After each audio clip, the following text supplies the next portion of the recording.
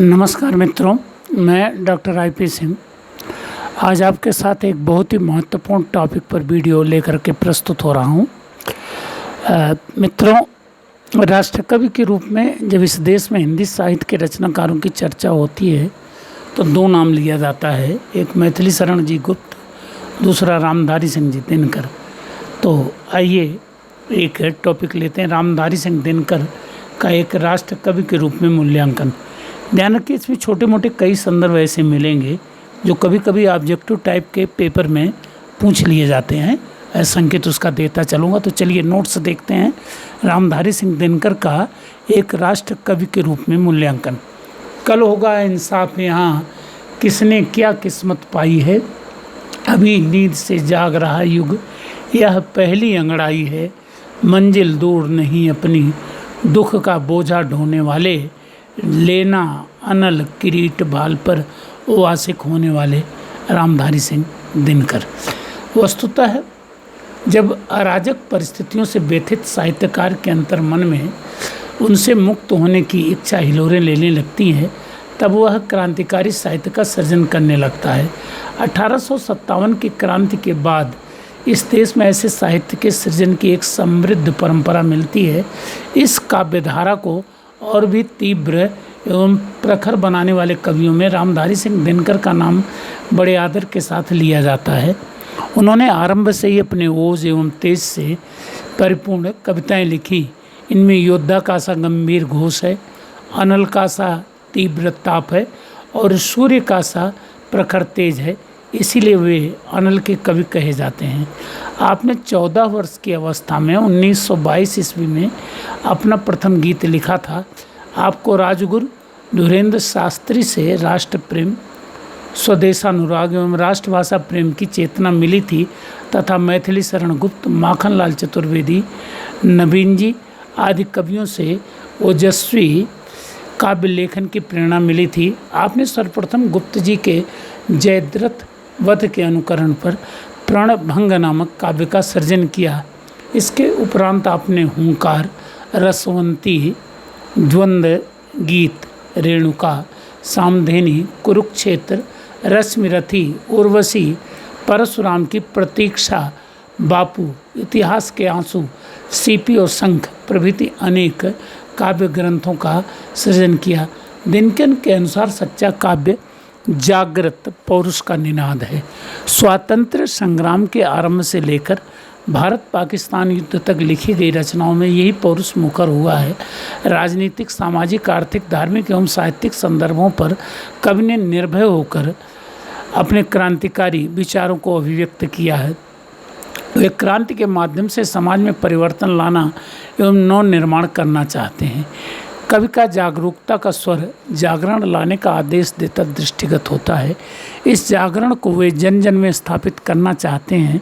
अतः उनकी चेतना कुछ गाने को नहीं, कुछ कहने को नहीं, वरन कुछ ललकारने के लिए ललायित हो उठती है। उनकी यह दृढ़ मान्यता थी कि देश को यदि अराजकता से बचाना है तो इसके समस्त लोगों को जगाना होगा। मात्र कुछ लोगों के जागरण से कुछ होने वाला नहीं। इस संदर्भ में उन्होंने स्वयं लिखा है, मैं समय का पुत्र हूँ और मेरा सबसे बड़ा कार्य यह है कि मैं अपने युग के क्रोध और आक्रोश को, अधीरता और बेचैनी को सबलता के साथ छंदों में बांधकर सबके सामने उपस्थित कर दूँ। हुंकार में उनकी ये बातें इस प्रकार मुखर हुई है।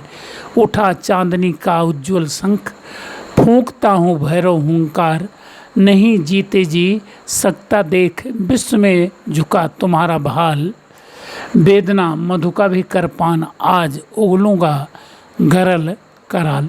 दिनकर जी की यह अभिव्यक्ति जनजीवन से संबद्ध प्रायः प्रत्येक क्षेत्र में मुखर हुई है, जिसे इस प्रकार देखा जा सकता है। नंबर 1, राजनीतिक क्षेत्र में क्रांति की भावना।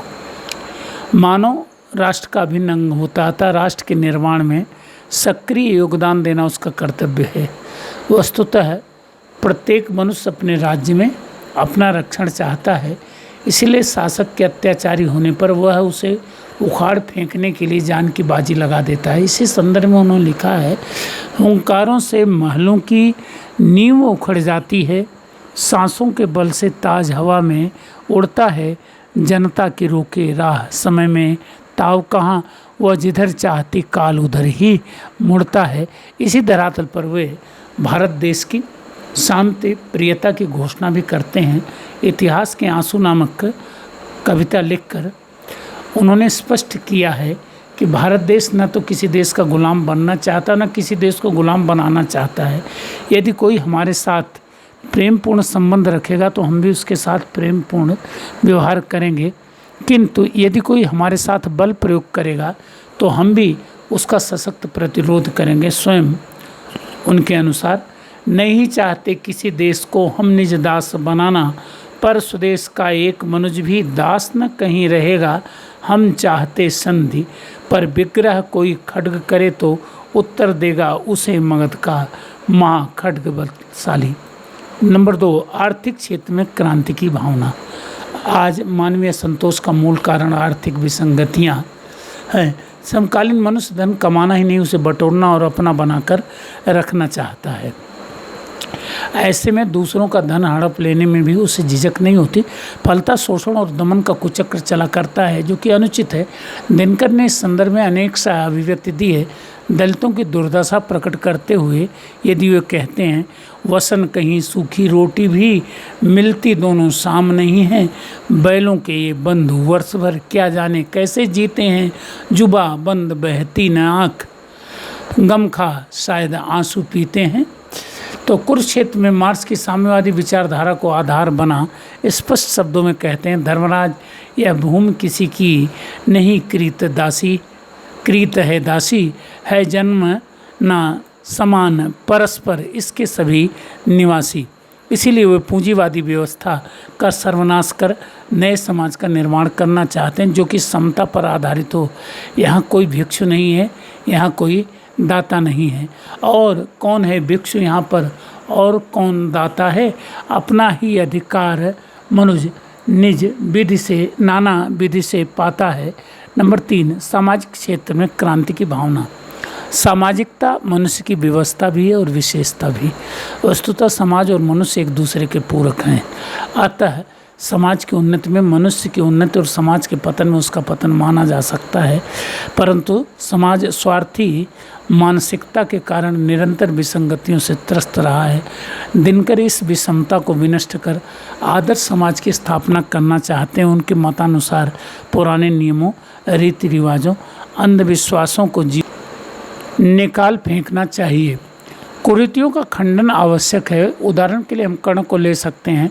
उसका विरोधी लोगों से मिल जाना सामाजिक कुरीति का परिणाम था। महाभारत का युद्ध इसी कारण विकट बना। कवि इस संदर्भ से व्यथित हैं। वे नहीं चाहते कि निर्दोष कुंती समाज के भय से अपनी वत्सलता का गला घोंट ले, इसीलिए तो वे उससे कहलवाते हैं, पर मैं न प्राण की इस मणि को छोड़ूंगी, मातृत्व धर्म से मुख न कभी मोड़ूंगी। सारांश रूप में कहा जा सकता है कि कवि का मत है कि पाप को छिपाकर मानसिक क्लेश सहते रहने की अपेक्षा श्रेष्ठ यह है कि पाप का खुलासा कर पापी को उसका दंड भोगने का अवसर मिलना चाहिए। इसी प्रकार वर्ण व्यवस्था ने भी जो विकट स्वरूप धारण कर लिया, उस पर भी प्रहार करते हुए कहते हैं, आह सभ्यता के प्रांगण में आज गरल वर्षण कैसा, दीन दुखी असहाय जनों पर अत्याचार प्रबल कैसा। इसी धरातल पर वे बोधिसत्व का आह्वान करते हैं, क्योंकि ब्राह्मण धर्म की अनीति के प्रति सर्वप्रथम उन्होंने ही अलख जगाया था। जन्म लेना किसी के हाथ में नहीं है, इसलिए इसका जाति या कुल से कोई संबंध नहीं होना चाहिए। अतः जाति प्रथा को छोड़कर नर के उज्ज्वल चरित्र को ही वे श्रेष्ठता प्रदान करना चाहते हैं। इसके लिए उन्होंने कर्ण के चरित्र को आधार बनाकर प्रस्तुत किया है कि सामाजिक मान्यताओं के अनुसार जारज संतान होकर भी वह इतना श्रेष्ठ निकला कि स्वर्ग भी उसके समकक्ष या समक्ष नतमस्तक हो गया। इसी प्रकार वे समष्टि तथा व्यष्टि के मध्य भी समन्वय स्थापित करना चाहते हैं। अतः स्पष्ट है कि दिनकर की दृष्टि में सामाजिक विसंगतियों से विमुक्ति और अपने स्वार्थ का परित्याग ही सच्चा मानव धर्म है। वे सभी से वज्रादपि कठोराणी मृदूनि कुसुमादपि के आदर्श की पालना करने का आग्रह करते हैं। यह वज्र के लिए सुमों का सुम है, यह और नहीं कोई केवल हम तुम हैं। नंबर 4, धार्मिक क्षेत्र में क्रांति की भावना। आधुनिक वैज्ञानिक युग में उस परंपरागत धर्म का प्रायः लोप ही हो गया जिस पर हमारी समस्त भारतीय संस्कृति आधारित है। भौतिक क्षेत्र में मानव इतना आगे बढ़ चुका है कि उसे अब ईश्वर में विश्वास नहीं रहा, लेकिन समाज का एक बड़ा वर्ग अभी भी धर्मांध बना हुआ है। इसलिए दिनकर उसे विखंडित करने का लक्ष्य जगाते हुए कहते हैं, मरे हुओं को याद भले कर, किस्मत से फरियाद भले कर, मगर राम या कृष्ण लौट कर फिर न तुझे मिलने वाले हैं। टूट चुकी है कड़ी पूजा की ये फूल फेंक दे, अब देवता नहीं होते हैं। इसलिए भगवान की पूजा की अपेक्षा खेत की पूजा इंसान के लिए अधिक श्रेयस्कर है। इसी धरातल पर वे अकर्मण्य लोगों को कर्म की ओर मोड़ना चाहते हैं। उनका मानना है कि उद्यम से विधि का अंक उलट जाता है, किस्मत का पासा पौरुष से हार पलट जाता है। उनका मानना है कि कर्म आधारित या धर्म ही श्रेष्ठ मानव धर्म माना जा सकता है। भाग्यवादिता में आस्था स्वयं के प्रति एक प्रकार का विश्वासघात है। कर्ण के व्यक्तित्व और कृतित्व को उन्होंने इसी धरातल पर उदाहरण स्वरूप प्रस्तुत किया है। इसी प्रकार उन्होंने यह भी घोषित किया है कि संन्यास आश्रम की ओर जाना एक प्रकार की कायरता है। जीवन संघर्ष में संयम के साथ निर्भय बने रहना ही जीवन की सार्थकता है। इसी बात को स्पष्ट करते हुए उन्होंने यह कहा है कि उर्वशी के कमरे में महर्षि रमण का चित्र होना चाहिए और रमणाश्रम में उर्वशी को साधना करनी चाहिए। काम और अध्यात्म के बीच संतुलन लाने से आदमी संत बन जाता है। तात्पर्य यह है कि दिनकर एक नया धर्म स्थापित करना चाहते हैं जो छल कपट दुराशय आदि से रहित हो। नंबर 5, साहित्यिक क्षेत्र में क्रांति की भावना। साहित्य के क्षेत्र में दिनकर ने उसके कला पक्ष को परिनिष्ठित स्वरूप देने का प्रयास किया है। भाषा, शब्द चयन, प्रस्तुत विधान, छंद आदि कला पक्ष के अंतर्गत आने वाले वे तत्व हैं जिनको कवि ने नूतनता देने का प्रयास किया है। सामान्यतः विद्वान दिनकर को छायावादोत्तर कवि मानते हैं, लेकिन उन्होंने छायावाद की सूक्ष्म भाव व्यंजना की शैली को द्विवेदी युगीन यथार्थवादी भाषा के साथ समायोजित करने का यत्न किया है। फलतः विचारों के अनुरूप भाषा का प्रयोग दिनकर के काव्य की एक अभिनव विशिष्टता बन गया है। संदर्भों के अनुरूप शब्द चयन के संदर्भ में दिनकर का कहना है कि शब्दों का चयन मैं उनके रूप नहीं सामर्थ्य के कारण करता था।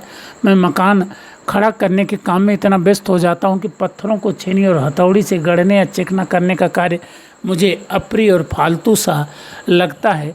मेरी सारी चेष्टा इस बात पर केंद्रित थी कि भीतर जो आग उबल रही है और फूटकर बाहर आ रही है।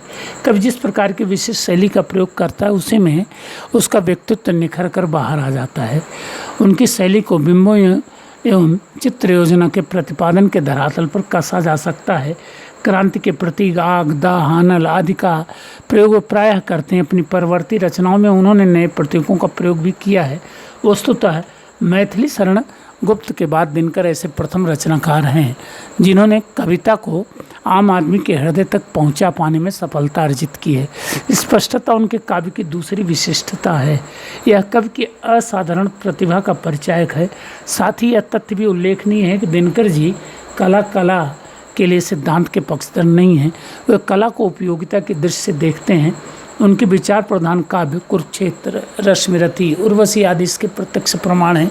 हिंदी काव्य में ये विचार प्रधान काव्य दिनकर जी की नई देन है। प्राचीन परिपाटी के निर्वाह में नायक नायिका, रस, अलंकार आदि की उलझनों में न उलझकर कवि ने युग की मांग के अनुरूप काव्य सृजन किया है। यह उनकी विशिष्टतम उपलब्धि है। अपने युग से संबद्ध उनका यह क्रांतिकारी सृजन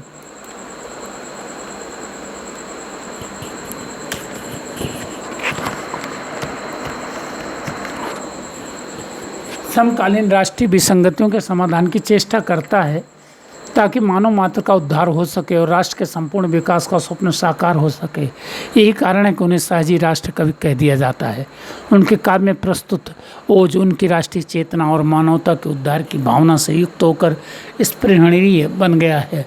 अतः उन्हें निर्विवाद रूप से जनता का कवि कहा जा सकता है। जनतंत्र का जन्म शीर्षक कविता में उन्होंने स्पष्ट ही कह दिया कि सिंहासन खाली करो कि जनता आती है।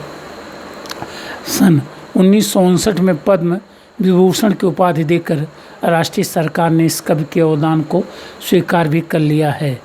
तो आशा है मित्रों कि आपको ये नोट्स पसंद आएंगे, और अगर आए तो इसे लाइक करें, सब्सक्राइब करें। अगले किसी वीडियो में आपके लिए कोई उपादेय मैटर लेकर मैं फिर प्रस्तुत होता हूँ।